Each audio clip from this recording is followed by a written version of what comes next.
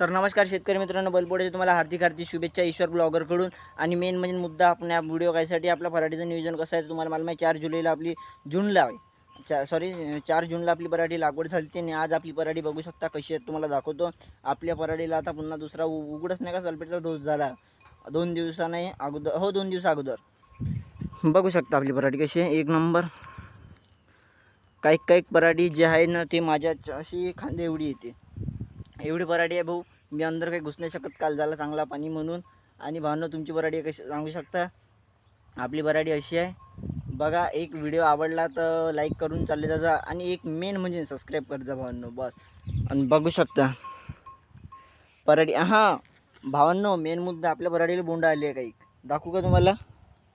अरे यार भावांनो, इथं यार अंदर जाऊ नाही शकत. हे बघू शकता पाणी पाणी पाणी पाणीचं आहे तरी भावांनो पाय फसत आहे. आणि बा पात्या फुलं पात्या चांगल्याच आहे, तिकडे बोंड लागली आहे काही पराठीले असे भावांनो.